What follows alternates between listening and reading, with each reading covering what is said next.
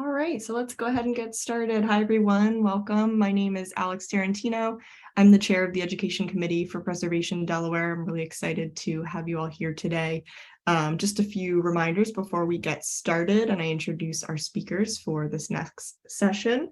All attendees are muted, so if you do have a question, we encourage you to use the Q&A function that's located at the bottom of your window. So I'll be moderating those and just monitoring the chat, making sure nothing's coming through. We'll take questions at the end of the presentation. If you are having technical difficulties or need to get in touch with me, you can use the chat function. Otherwise, just wanted to let you all know that this presentation, along with the others for this conference, are being recorded. They'll be available on our website in the next couple of weeks. And lastly, just wanted to thank our sponsors for their support this year. We couldn't have done it without them. Special thanks to the Delaware Division of Historical and Cultural Affairs, who are speakers for this presentation, for their support and partnership on this event. We're really excited to be working with them. So today, for this next session, we, as I mentioned, have some speakers from the Division of Historical and Cultural Affairs to talk to us a little bit about their efforts in diversity, equity, accessibility, and inclusion. So we have Amy Golden Shepherd, who is the Deputy Director of the Division of Historical and Cultural Affairs, Dan Citron, who's the Historic Sites Manager, Gwen Davis, the Deputy State Historic Preservation Officer, and Meg Hutchins, the Engagement and Collections Manager. So welcome all. Thanks so much for being here. Thank you so much, Alex, for introducing us and for having us. My name is Amy Golden Shepherd, and I am the Deputy Director of the Delaware Division of Historical and Cultural Affairs. I just want to start off by saying thank you so much for having us today. It is truly an honor to be able to participate in this Preservation Delaware conference today. So we're going to be talking about diversity, equity, accessibility, and inclusion progression at HCA. And we're going to start off just by saying a little bit about who we are.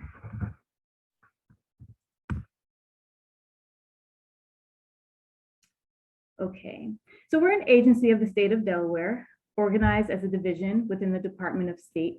We receive our funding for the division's museums, programs, and services from annual appropriations from the Delaware General Assembly and grants from the National Park Service. Our mission is to serve Delaware residents and visitors by identifying, preserving, and interpreting Delaware history. Our activities foster strong communities, engaged citizens, economic vitality, and a deeper understanding of Delaware's role in world history. We do this in public trust for current and future generations. So through my involvement in community activities, I was led to this website and came across HCA's race and equity statement. And it truly had an impact on me because of its transparency and authenticity. At the time, I was serving as the Director of Diversity, Equity, and Inclusion and the librarian at an independent school in Middletown, Delaware, where I was for 18 years, just before accepting this position 6 weeks ago. And I've been an educator for 28 years. So if you don't mind, I would really like to actually read this statement aloud, just because I think it's very powerful. We support the elimination of racial injustice, racism, discrimination, and exclusionary history. We believe that Black lives matter. We strive to practice inclusive history. History is not a series of clean, happy stories. It is a combination of uncomfortable truths, differing views, and difficult narratives. At the John Dickinson plantation in Dover, for example, we tell the story of the enslaved, indentured, and free Black men, women, and children who worked and died on the plantation. We welcome the difficult conversations that come from interpreting the land of a founding father who wrote of freedom and liberty for all while holding human beings in bondage. We struggle with how to tell Delaware's more troubling history. We are stewards of Delaware's history. This history includes stories of pain, courage, and defeat. We will not shrink from the pain of our shared history. We are listening. We want people to be heard and to know that we are listening. Your voices will give shape to how we collect, interpret, preserve, and present history to the public.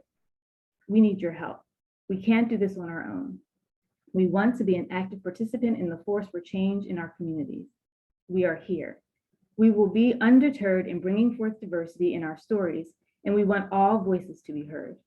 We strive to be a safe place for difficult conversations and uncomfortable truths.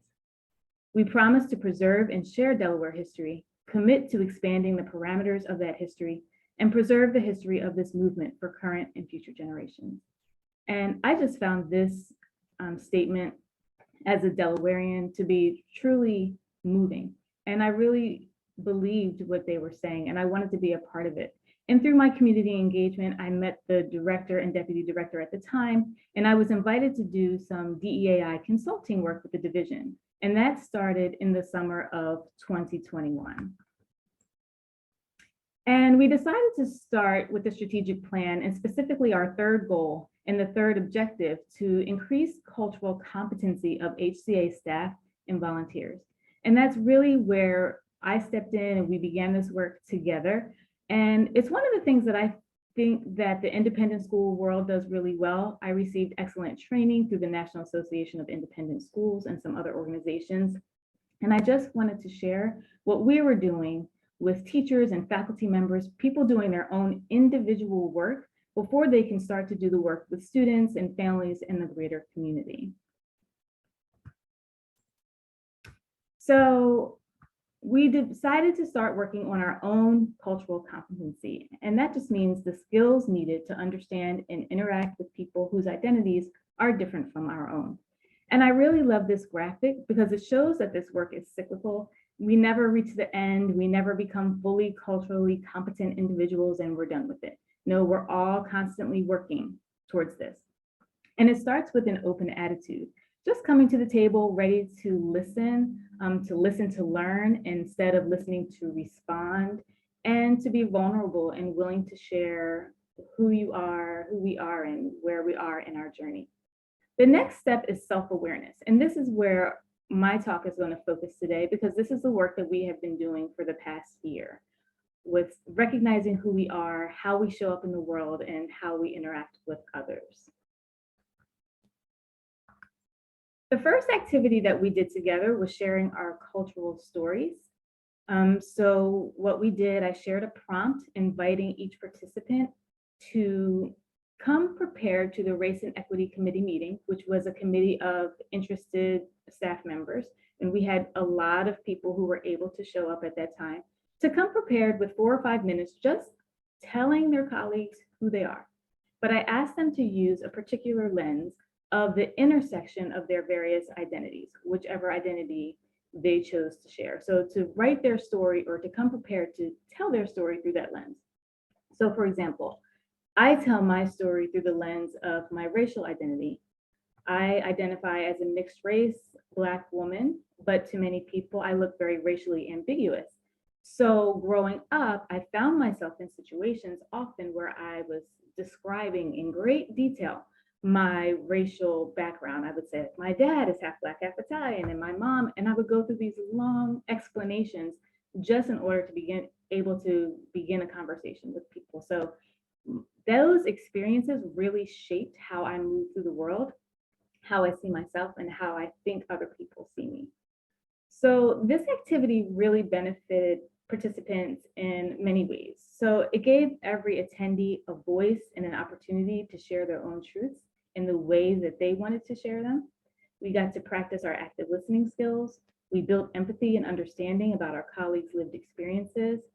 We began truly getting to know each other on a deeper level.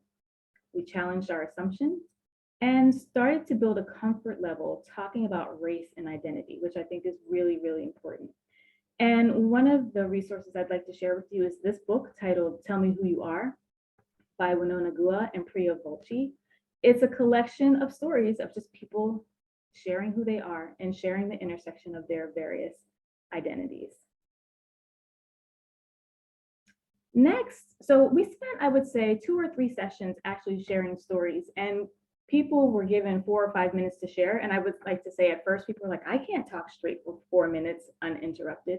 But really what ends up happening is that people start to feel very comfortable sharing, and a lot of the stories went much longer. So I think we spent 3 sessions actually sharing our cultural stories. After that, we started talking about how to avoid the use of microaggressions and building community with microaffirmations. So we know that microaggressions are statements, actions, or incidents regarded as instances of indirect, subtle, or unintentional discrimination against members of a marginalized group, such as a racial or ethnic minority. So we didn't just talk about what microaggressions are, but we went over many examples of commonly used microaggressions.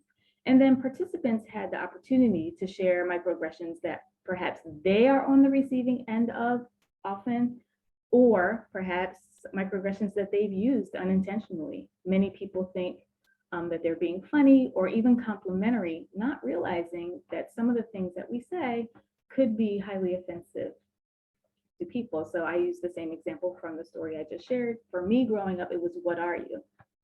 Very, very frequently, probably multiple times a week when I would meet someone, people say, "What are you? What are you?" If I went to a birthday party or anywhere, church, it would happen a lot. So to me, that became a microaggression. And it is a commonly known microaggression among many people of a mixed race background. But we didn't just talk about the problem. We talked about some ways that we can kind of combat microaggressions and unconscious and implicit bias. And that is with the use of microaffirmations, which are just small acknowledgments of a person's value, kind words, being inclusive, and just building each other up.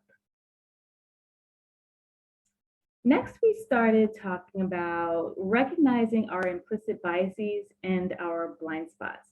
And I really appreciate this definition from the Perception Institute, which says that thoughts and feelings are implicit if we are unaware of them or mistaken about their nature.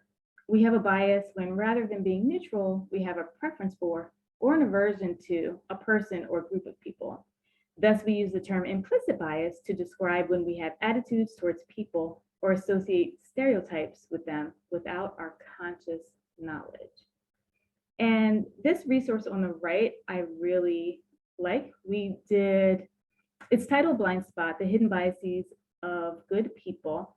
And I like it because it has lots of facts and figures balanced with interactive activities that you can print to kind of test your brain and recognize your blind spots. So I really appreciate this resource for those reasons.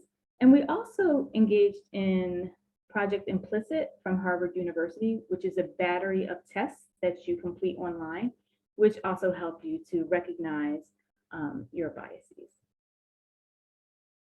So at this point, we had really been engaging in our own personal individual work for months. I would say probably 6 or 7 months by this point, really working on ourselves, being good listeners, being vulnerable, sharing, and people were feeling empowered. Like, we're ready to set goals and take action. We want to do something. It's great that we're talking and doing this work. We want to continue it, but we want to do something. So we took a look at HCA's mission statement and race and equity statement in small groups, and we took note of how each site was working to fulfill those missions. So then participants developed their own SMART goals, which are specific, measurable, attainable, relevant, and timely, and decided to each person to really choose something they wanted to work on. Some people chose personal goals that they wanted to work on for themselves, and others chose goals that they were going to do at their sites or in their job roles. Some people even did one of each. And not only did we set those goals, but we selected accountability partners, people who would just keep us on track and cheer us along and be there to bounce ideas off of. Finally, for my part in the conversation today, here's a timeline of the work that we were doing. So as I just shared, we started the work in the Race and Equity Committee with people who volunteered to participate. And we did that work from August 2021 until about May 2022. We are about to do the same work, the same set of workshops with our team of managers. And once our managers feel empowered, we're going to all do it together with the rest of the staff at each of our sites.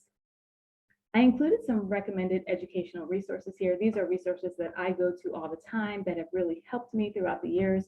And that's Rosetta Lee from the Seattle Girls School, Dr. Sandra Chapman from the Perception Institute, the Racial Empowerment Collaborative at the University of Pennsylvania, Diversity Directions in Massachusetts, and the Cornell University DEI program. Some recommended books if you would like to start this journey or continue on in your journey. I really like this book is Anti-Racist by Tiffany Jewell, Whistling Vivaldi by Claude M. Steele, White Fragility by Robin DiAngelo, Blind Spot by Mazarine Banaji and Anthony Greenwald, Tell Me Who You Are by Winona Gua and Priya Volchi, and Waking Up White by Debbie Irving. So thank you for allowing me to share this portion of our presentation about the work that we are doing as individuals within HCA. And my colleagues are now going to talk about what we are doing a bit more externally. So I'm going to turn it over to Meg Hutchins, who is going to talk about our collections and engagement. Thank you, Amy. Hello, everyone. As Alex said in the beginning, I'm the engagement and collections manager for HCA. And so I manage a team of curators and engagement professionals. And I just wanted to talk a little bit about how all the wonderful things that Amy talked about, we are taking to heart on our team and doing more to expand what we've already done over the many years that our collection has been around. So we've been doing things in several different ways, internally and externally. And so internally, it's been going back into the collections that we currently hold and doing research into them and thinking of things in an intersectional way. So this looking at an object that maybe was slated in one way, but thinking about it in the way of not just maybe John Dickinson, but his helpers, I'll call it, his enslaved people and who they were and how they may have handled that object instead of him, things like that. So we are going through and doing that internal work, but we are also doing our best to collect more diverse stories to tell more complex and more stories that haven't been told from communities that have been underrepresented in our collection and in collections around the country, around the world. And so just being more purposeful about going out and collecting in that way. Some of these things that we've been collecting more recently, these are some examples of photos from a collection from a Miss Brown. She was an educator, and these are her school students outside of school at the DuPont School. And then this is her in her class at Dover State College, which became Delaware State University, DSU. And so she has a rich history, and these are just an example of some of the things that we brought in as part of the collection.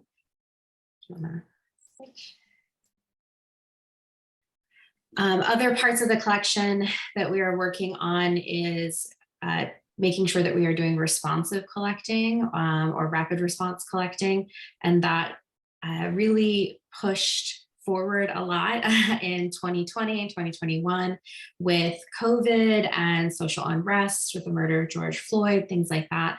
And so we were actively going out and making sure that we were trying to collect things in the moment. These are some of the things that we brought in to our collection as part of the Black Lives Matter movement. These are two pieces of artwork that were done to shield windows in downtown Wilmington. And these two pieces we hold now. And we worked with Creative Flux to get those pieces. We have this t-shirt or one of the t-shirts that were worn at protests in Delaware by Delawareans. We also made sure we went out and got things related to COVID, like shirts worn by somebody getting the vaccine for the first time, things like that. And so rapid response collecting is not necessarily completely diverse, but we are making sure that we are taking the intersectionality of that and making sure that it is inherently more diverse upfront as things kind of have exploded in that area. And another aspect of intersectionality that we're working on, we have been doing a lot of collecting on the LGBTQ community. plus community. And these are some examples. We have collected a collection from Trinity and Deshauna Neal. Trinity was the first person in Delaware to get Medicare to cover, or Medicaid to cover transition. And they're a young African-American girl who is has been transitioning and had to fight to get it covered by the medical insurance. And so we got the book that was written by Trinity and Deshauna, Trinity's parent, and a dress that they wore and a wig that they wore when they were going through the transition.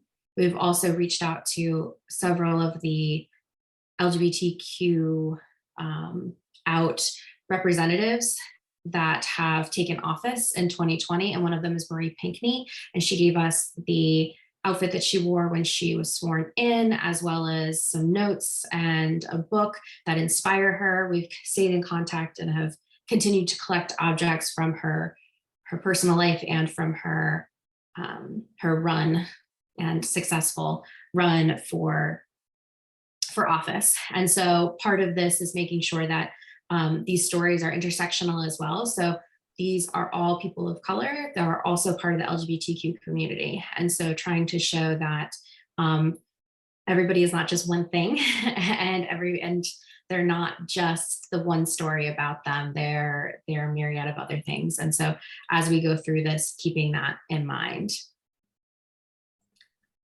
And then one last thing I'll plug, we're also working on an interesting project that we're calling Delaware's LGBTQ plus community research and digital engagement project.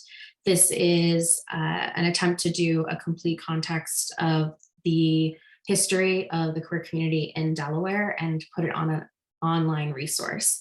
And so it'll be a material cultural approach. We'll have people, places, and things on maps, on our website, on a website specifically for this. It's a year-long process that we are starting. So check back soon because we'll have more information, but we're really excited about developing a context that we can build future projects off of. I will turn it over to Dan. Good afternoon, everybody. Again, as Alex said in the beginning, I'm Dan Citron. I'm the Historic Sites Team Manager for the division. And the division manages and operates 6 museums across the 3 counties of Delaware. In those museums, we offer guided tours, field trip opportunities, educational programming, and special events. All of our museums have free admission and free or low-cost programming, with the vast majority of the programming being free. And all of our educational programming and resources are free for teachers, students, and parents. Next slide, please. So we'll go on a quick tour of our sites. Starting from the south, we have the Zwanendale Museum, which is located in downtown Lewis. It was built in commemoration of Delaware's first European colony, established by the Dutch in 1631. The museum serves as a showcase for Lewis's maritime and social history, as well as regional history. Moving up into Kent County, we have the John Dickinson Plantation, which was the boyhood home of John Dickinson. He was known as the penman of the Revolution and was one of America's founding fathers who wrote of freedom and liberty for all while holding human beings in bondage. The site staff document and tell the stories of the tenant farmers, indentured servants, free and enslaved Black men, women, and children who lived, worked, and died on the plantation. Next slide, please. Moving into Dover, we have the Johnson Victrola Museum, which highlights the history of the Victor Talking Machine Company, which pioneered the development of the sound recording industry and was founded by Delaware's native son, Eldridge Reeves Johnson. Johnson was born in Wilmington and raised in Dover, and he went on to become a machinist, inventor, and businessman, and the Victrola name lives on today. Just a couple blocks away is the old State House, which was the first permanent Capitol building in Dover. This Georgian-style structure was home to the courts, state, and Kent County governments. The museum discusses the ratification of the U.S. Constitution, early state government, and court cases related to the Underground Railroad. Next slide, please. Moving into Newcastle County, we have the Newcastle Courthouse Museum, which is one of the oldest surviving courthouses in the United States. The original 1732 court building, which is the center section there, is built over the remains of the 1680s courthouse. The Newcastle Courthouse is also Delaware's first Capitol building and meeting place for the Colonial and First State Assembly. Cooch's Bridge Historic Site, which has already been mentioned, is located just outside of Newark. It's not open to the public full-time yet, but we're working on that. The site consists of a 10-acre homestead parcel, which includes the Cooch family house and outbuildings, which you can see in this aerial shot here, and a 60-acre parcel for the Cooch Diet Mills and its related outbuildings. The two parts of the properties are non-contiguous, and they're separated by a river, a busy road, and private property. All of the parts of the site are a portion of Delaware's only Revolutionary War battlefield, the Cooch's Bridge battle, or the Battle of Cooch's Bridge, excuse me. Next slide, please. So that was our whirlwind tour of our sites. And here we have sort of an example of traditional museum interpretation. So a lot of times when you go to a colonial site, you'll see costumed interpreters, they're talking. This is from an event we hosted at the Old State House in 2017. The event featured Thomas Jefferson debating John Dickinson over the Declaration of Independence. While there is value to programs like this and talking about these debates that happened and how the country is formed this way, it does not tell the whole story of what was happening in the period, nor does it lead most people to feel that it is a part of their history. This lack of representation leads to people disconnecting from history from a young age. By making our program inclusive, we tell a more complete story and give everyone the chance to connect with something that is meaningful to them. With this historical knowledge, people can make more informed decisions moving forward by better understanding how decisions in the past have created generational impacts. This will support a more tolerant, diverse, and inclusive society while allowing people to develop a deeper understanding and appreciation of people and resources throughout our shared history. So that's why we're doing what we're doing. And I'm going to give a few examples of what we have, one from each county, of things that we're doing with this in mind. So next slide, please. The staff at the Zwannendale Museum, working with a summer intern from the University of Delaware's Museum Studies program, have created the Segregated Sands digital exhibit, looking at segregation at beaches throughout the state. The website design and functionality was created by the Government Information Center, which is housed within the Department of State. So we're very lucky to have them to help us with this, because we had the information, but getting it out to the public was, making it work and look good was really all of their good effort. The team from both HCA and the Government Information Center was awarded the Department of State's Employees of the Quarter for the first quarter this year for this project. Next slide, please. The Segregated Sands website is designed so that as more information can be easily added to it as research is completed. With this in mind, the Zwannendale staff are conducting oral histories to capture more of this information to add to the exhibit. So if you know anyone who interacted with any segregated beaches or anything like that, please have them get in touch with us. We'd love to talk to them so that we can add more and more to this website. I will be putting a link to the exhibit into the chat when we get to the time for questions. So I'll have that in there. Next slide, please. For those of you who may have attended Gloria Henry's presentation earlier today, you may have already heard about some of these things, so this will be a quick review. With the discovery of the African burial ground at the John Dickinson plantation, we initiated sort of that first round of programming. For this project, the discovery and the initial programming, HCA won an award of excellence from the American Association of State and Local History. And just to kind of quickly describe what you're seeing on the screen here, on the left, you see ground penetrating radar work being done, and you can see this is a field. And so this burial ground was completely erased from the cultural landscape at the site. And so we working with both our in-house and contractual archaeologists, a lot of work was done. It was a very large team working together to find the burial ground. And this is some of the initial ground truthing of it. With the burial ground visitation programs, it starts in the visitor center, which is the top photo there, giving some basic information about the people who lived and worked at the plantation, and who may be buried in the burial ground. It then moves on to the log dwelling, which I don't have a picture of that part of the program. And the log dwelling is a recreated structure that is interpreted as an enslaved dwelling. There's then a walk out to the burial ground itself, which you see in that left-hand photo in the middle there. And then it ends back at the log dwelling. So you see one side of the log dwelling in that bottom right photo. And there's a discussion for anybody who wants to discuss anything. And then we also ask for feedback so that we can improve the program and make sure we are giving people the experience that they're looking for. So that's how that program started. Excuse me, that's how that program started. Next slide, please. There have been some other things going on at the John Dickinson Plantation as well. That includes the Plantation Stories Project, which you see in the upper left. And that's an effort to make all of the information about all of the free and enslaved African Americans that lived or worked at the John Dickinson Plantation available to the public. While it's currently a spreadsheet online, we are working with our colleagues at the Government Information Center to create a standalone website that will be both user-friendly and visually engaging. Like the Segregated Sands exhibit, it is going to be designed to allow for more information to be added as more research is completed.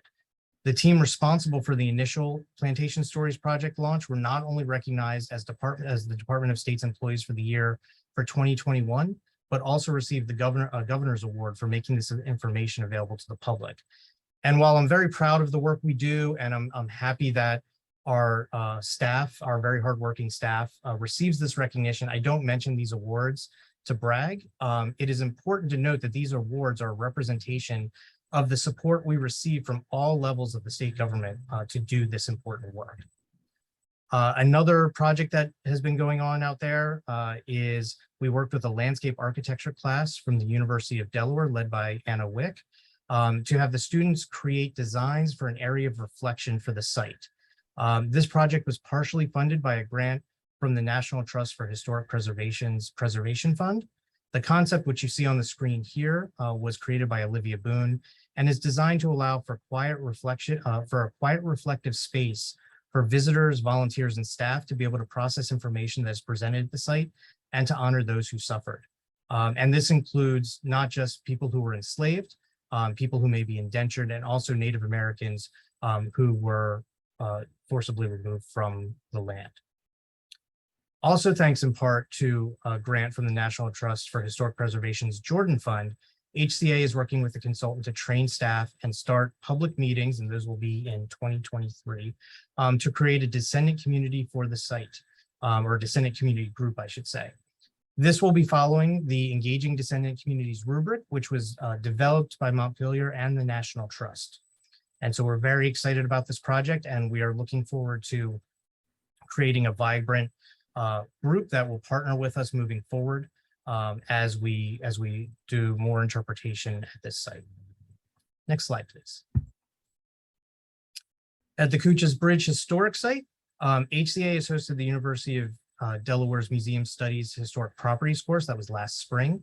The graduate and undergraduate students in this class learned about the site's history, operations, and logistical challenges. They worked in teams to make suggestions that could be incorporated into future interpretive and master plans. One student continued on as a summer intern. Their research focused on learning more about all of the people who lived, worked, and interacted with the site in a variety of different ways. Interpretive planning is underway for the site currently. The advantage to a new site is that we can start with programming being inclusive from the beginning. So we're not trying to retrofit new programming into that more traditional kind of museum interpretation, which is what's happening across the field right now.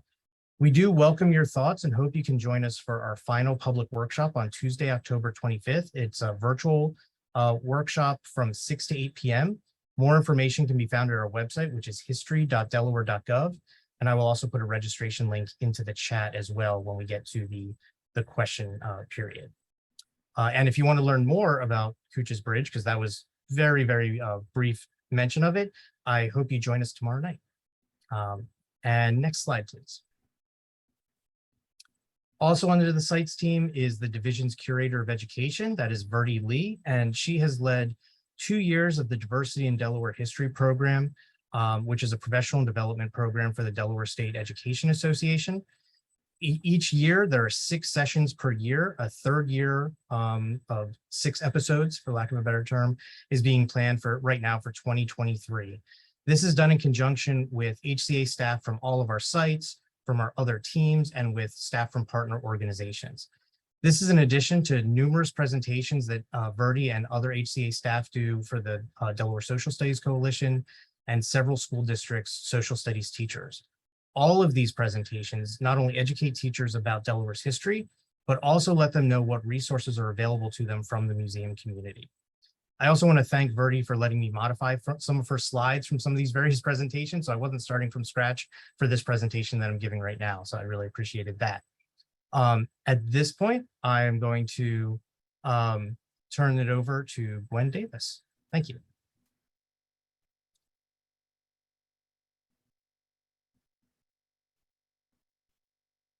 Okay, right, thank you.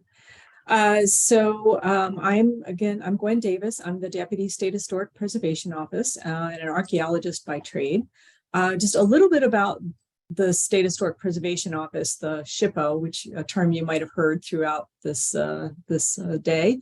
So SHPOs were established by the National Historic Preservation Act to carry out historic preservation programs as a federal, state, local partnership. So there's a SHPO in every state and territory. In Delaware, we are very fortunate that the SHPO is within the Division of Historical and Cultural Affairs, so an agency that is devoted to history, so we're happy about that. And we are one of several teams, as you met some of our other colleagues here, that are charged with helping HCA to meet its goals in strategic plan for diversity, equity, accessibility, and inclusion. Next slide, please. So although our team will be engaged with all of the objectives that Amy had shared on her screen earlier, I'm going to focus just in these few minutes about Objective 4, where HCA's content is inclusive of different cultures and where the SHPO's work engages with that. Next slide, please. So SHPO works with partners and engages with the public to provide also a 5-year state historic preservation plan. So that intersects with our strategic plan for the division as a whole. And I just want to highlight a couple of the places of the current state historic preservation plan that speak to that. And just also a note that this plan is due to be updated, and we'll talk a little bit about that at the end. So one of the ways that we are focusing on is updating nominations that, well, it talks about addressing gaps and biases in the state's inventory of historic places.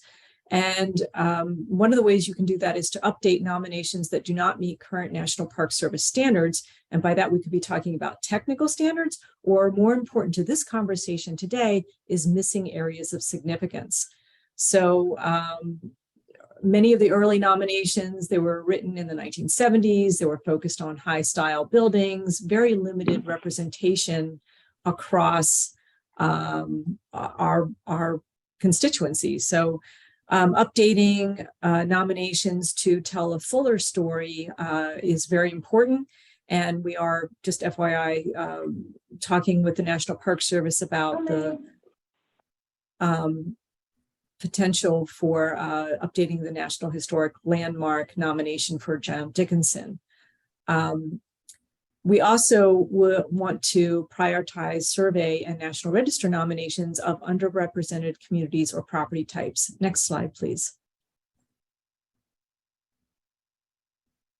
So the National Register of Historic Places, so the SHPO works with community members and local governments and partners on nominating properties to the National Register. And it is a national issue that the National Register of Historic Places is not very broad in its representation. And Delaware is the same. And I was preparing for this presentation. I noted that did a little digging here, and between 2003 and 2017, only 3 properties were listed in the National Register from Delaware that related to African American history, and you see those shown on the slide here. So that's between 2003 and 2017. Next slide, please.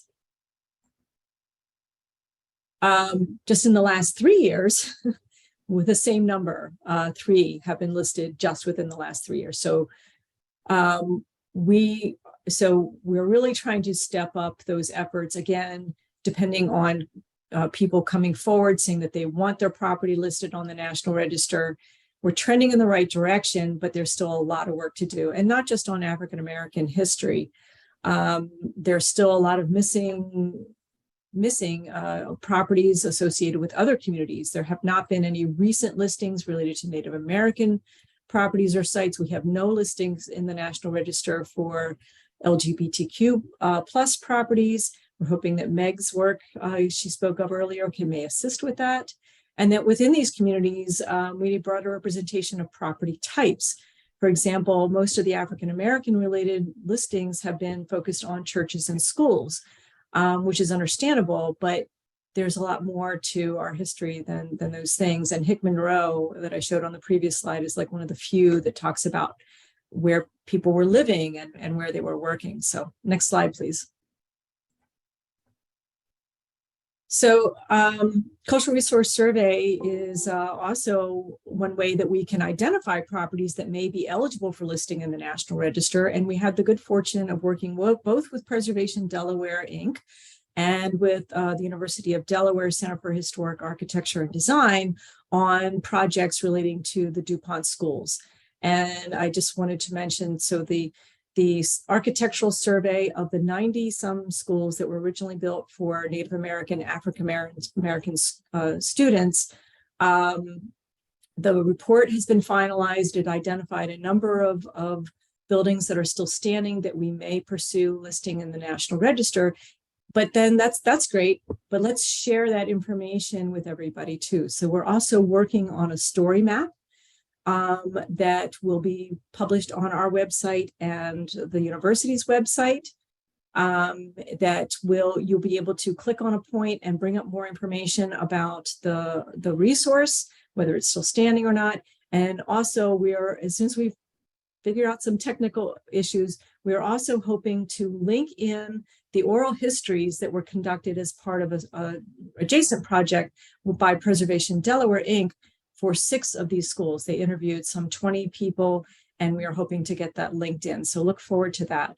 So we'll move on. We're close to out of time. So go on to the next slide, please. And I think we'll just kind of skip through this slide and the next slide, but just note that there are other ways that we can make sure that survey work is engaging with local communities and bringing to the fore information that may not have been known as well. And we'll go please to the last slide. So I just want to also mention that one of our, that aside from these things, the SHPO does engage in public outreach. I want to mention that one of our colleagues is working on a new quarterly social media post on Black history that should be starting next month. The last thing I just want to mention is that, as I said at the beginning, we are working on updating our state historic preservation plan. We're going to be beginning that in earnest next year. And what are the things that we're going to be paying attention to? Well, obviously there's the commitments. And again, this is not just the SHPO's plan. This is also, it provides a framework for historic preservation for the entire state. And we would work with communities and partners and the public to build this next plan. So obviously the commitments that are in HCA's strategic plan will be part of our work in this new plan. Also potential strategies for increasing DEI work, which was identified in a current study that we're working on of preservation policy and programs in Delaware. And then lastly, I just want to mention very recently, just a month or so ago, there were recommendations that were made specifically for state historic preservation offices in a recent publication by the Black Heritage Resources Task Force. Gave very specific recommendations for raising visibility of Black heritage resources and engaging with Black stakeholders. And so I think that information is also going to inform our next plan. So I want to thank you very much for your interest today and being with us. And if anybody has any questions, I'd be happy to answer. Thank you. Oh man, thank you all so much. There's so much that you're that you all are working on. It's been really fascinating to hear about that. So we do have one question in the Q&A. So Dan, I think this came up during your portion of the presentation. It might have, I'm thinking it might have been the group from UD. So the question is, what department did you say you worked with for technical assistance? And I think it was maybe for when you were showing the rendering for the space at the John Dickinson plantation. Well, if it was that, it was the landscape architecture program at the University of Delaware. But I'm wondering if that question is referring to the Government Information Center, who Okay. helps us develop the websites. And so that's the Government Information Center. And in just a moment, I can pop their website into the chat. Oh, perfect. Thank you so much. And then let's see. So I know we are at 5, but I want to take one last question. This looks like a good one, but might be a long question. So it just came in. So would you all agree, as the panelists, that for African American resources, many of these locations are now archaeological and can be discovered if they are planned for at county levels, but they need to be identified and preserved?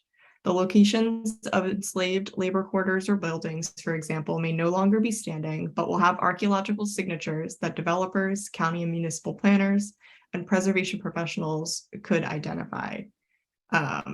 So I guess if you have any closing thoughts on that question, that's definitely a good one. I guess I'll respond, and I would say, yes, as an archaeologist, absolutely, I would agree. I think that we could have a whole session just talking about planning at the local level, not just concerning archaeological issues, but historic preservation of buildings as well. And the current plan, our current preservation plan, tried to highlight that, and I think that there's still a lot more work to do there. And so I would just say I would agree, and I think that if I would welcome the person who left the note, that as we work on the next plan, I would really love to see some more concrete ways where we can work with that. Certainly our office, we review things for the preliminary land use service. Those are non-binding. Our comments, sometimes we get really good response, and that can lead to great things. Like actually the Avery's Rest investigation actually started as part of a PLUS review. And so it's possible, but there's work to do there. Thank you. Thank you so much, Gwen, for taking that. And thank you all again, Amy, Gwen, Dan, and Meg. We really appreciate your time here today. I'm so glad to hear that that you all are working on these things. I found it really interesting that the whole process started, with your group of employees, and that it was sort of a personal endeavor. I think that's so important to kind of take that on and tackle these. These are big, complex sort of ideas and emotions. So I just think it's so great that it started with the team first, and then now it's sort of expanding into the different areas that you all are working in. So you all should be proud of yourselves. That's really awesome, and look forward to seeing what comes next. So thank you all again so much. So our next presentation is going to start at 5:15. So this is our last one of the day. So I hope you all can stick around. I think it's going to be really interesting. We're going to have the New Sweden Center presentation about fashion from the historical period. So I think that's going to be really great. So I hope you can join us.